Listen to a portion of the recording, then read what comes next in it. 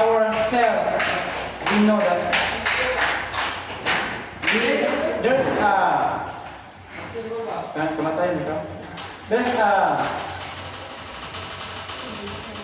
a dying life waiting for us. That finish line of our life.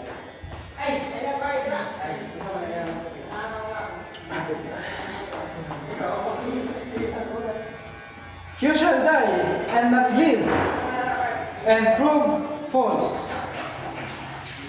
First, desire of die, but not serve God. First, second, God announced judgment.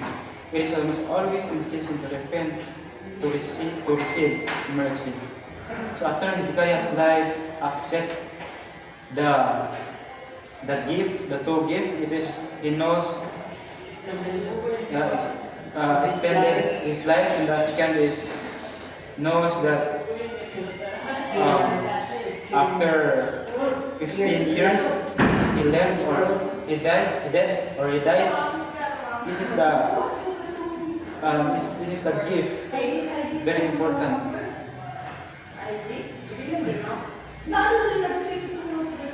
I have here the point.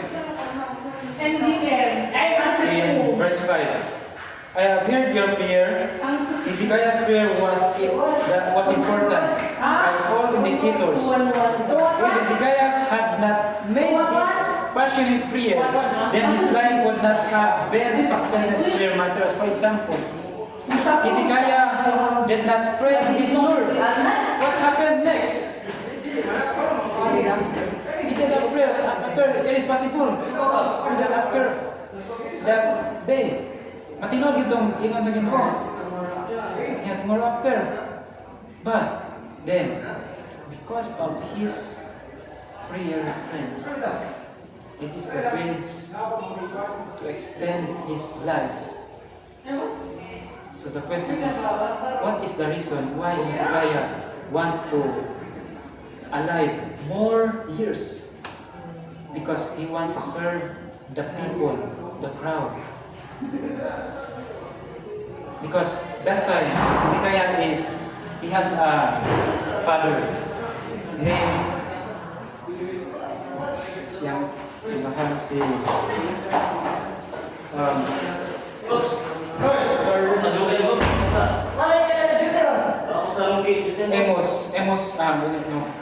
Amos,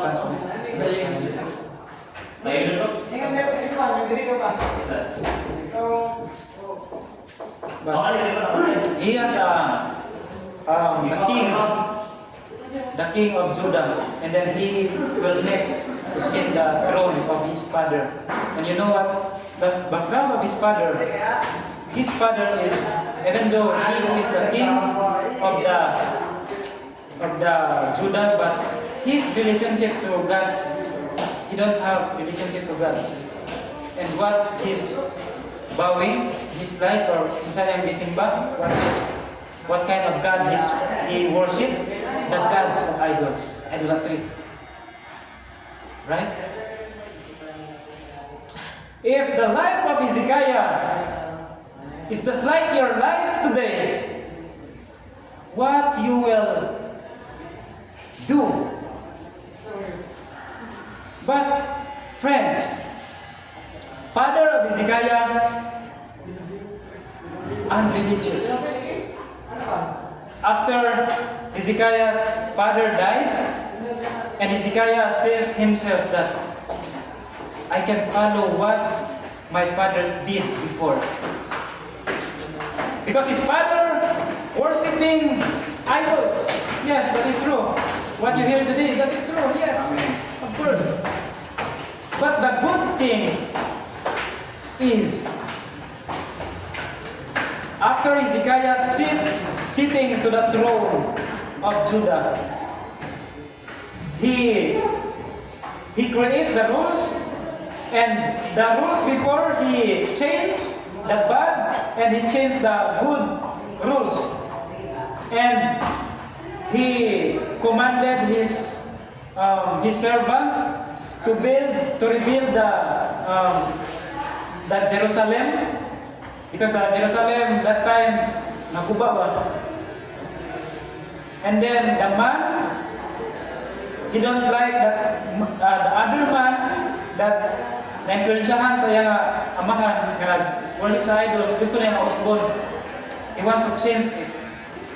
Because in reason, because he loved the Lord so much. That is the background of Father ni Hezekiah. Because some of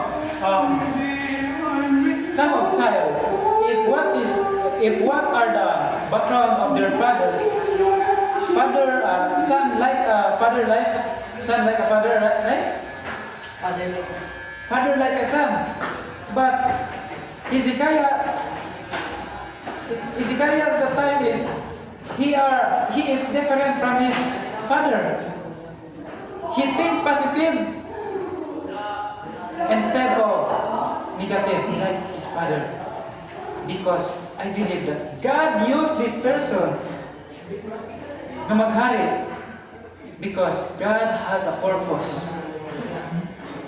Kung ang isuon pa ni Hezekiah nag-rule dito, ang Jerusalem wala na-rebuild. O ang relationship sa mga tao dito, malos or mawala hangtod sa hangtod. His descendants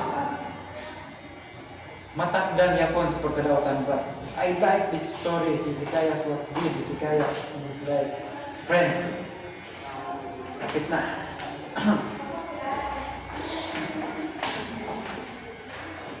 Here, in fact, God give Hezekiah. So I mentioned it earlier. Now the lesson is the importance of genuine prayer and God's responsiveness. Hezekiah's plea for mercy shows that God listens to our cries and can change outcomes in His grace. Yes. So, in time of Hezekiah's life, so the lesson that we get from this message is what? The very big point is that prayer. Prayer is the best armor against all trials. It's a prayer. Now the question is,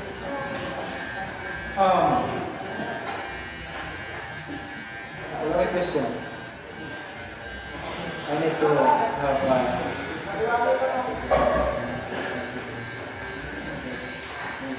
because God is the God of mercy, right?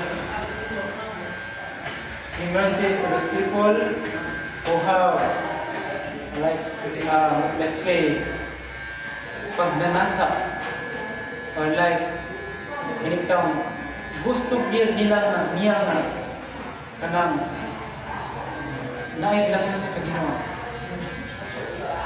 So friends, how about us? How's our relationship to the Lord? And how's our connection to the Lord? If your prayers can still processing, so what kind of prayer you ask to the Lord? And Lord, throughout these trials happened to my life, but I believe you are there. You are here to protect me. You are here to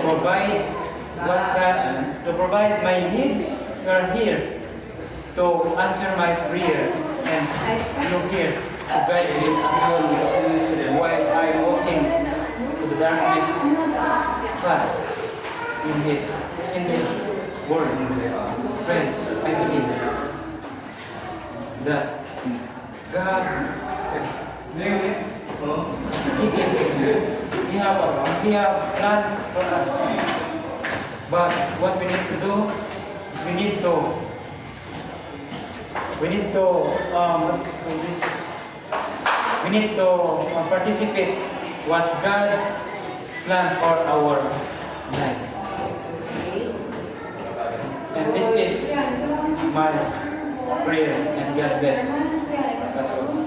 Amen.